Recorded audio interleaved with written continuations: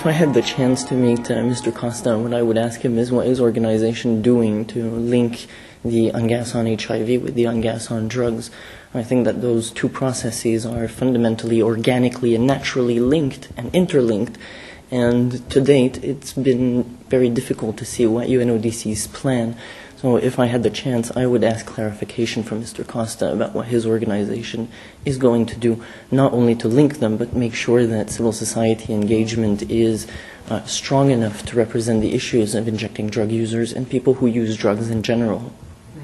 I think the question would be, what on earth do you have to discriminate us as the drug users?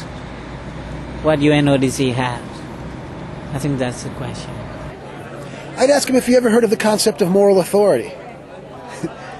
Do you know what moral authority means? Do you have the moral authority or the sanity, to question our sanity or our morals? I mean, if you look at the UN and their attitude towards drug users, it is patently insane.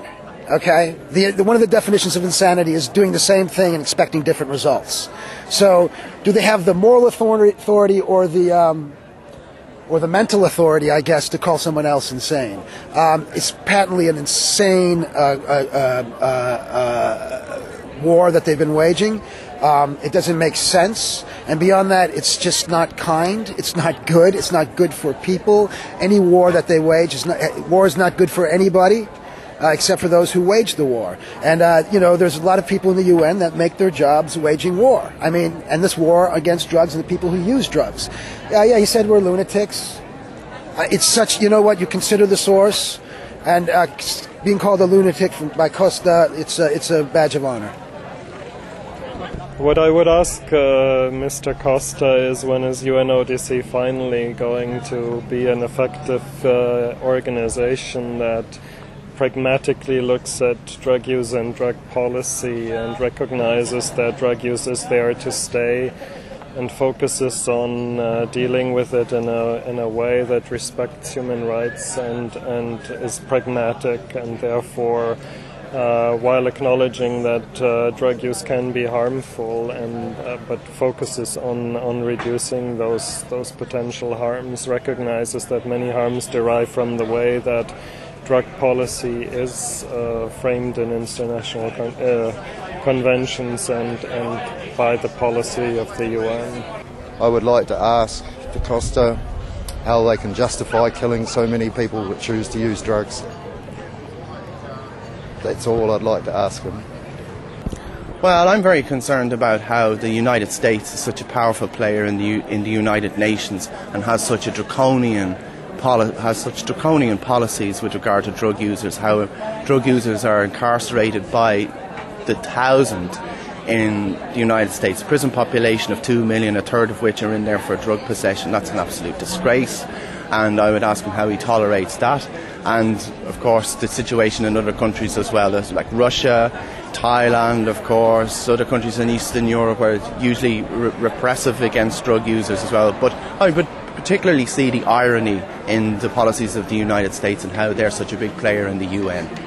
The question I have for him is, why is it you put people in charge of UNODC offices in different countries where there is an HIV epidemic with drug users who don't know shit about drugs? Why? Put someone in there that's got heart, that cares, that's going to do some work, not someone's going to sit in an AC all day, drive around in a big car. You know what I mean? We need help. We need help in Cambodia. Our guys are dying. And I'm not getting nothing from them, man. Not in Cambodia. If we go to Thailand next year, can we count on UNODC's support to keep it safe for people who use drugs and protect us against possible human rights violations by the Thai government? Mr. Costa, if I had to ask you something, are you going to strongly advocate for integral harm reduction in Eastern Europe and Central Asia, particularly in Russia, and particularly regarding opioid substitution therapy? Mr. Costa, the evidence is that prohibition causes most of the harm associated with the use of illegal drugs. So when are you going to evaluate those harms, articulate those harms, and express those harms publicly so that we can do something about it, namely ending that prohibition and legally regulating currently illegal drugs. Does he believe in intellectual consistency, or does he make up a new lie everywhere he goes? Because my experience of Costa is that he reminds me of a lot of the folks that I see at home who basically tailor their remarks to their audience. So when he came to the Drug Policy Alliance conference in the U.S., he acted as if he thought that we were reasonable people, willing to have a reasonable conversation with him. And then when he went to Vienna, he spoke about us as if we were crazy. And it'll be interesting to me to see what he says to this group of people who represent both advocates and government organizations and agencies. And my wish is that while he doesn't have to agree with us, I think it would be good to have a certain amount of intellectual consistency. Although the fact that he doesn't is a reflection of the UN, so I guess it's probably perfect. Well, Mr. Costa, I'm glad I have this opportunity of asking you a question. I'm not going to say it exactly the same way as in New Orleans and in Vienna at the CND, because I know that in the meantime there has been some work at your office on this question, and I'm glad that this is happening. I know that you visited Holland about 3 weeks ago, and you visited a coffee shop, and you visited a user room, and this is good. It means that UNODC starts to be opening to the real situation in some countries that have a somewhat more advanced policy.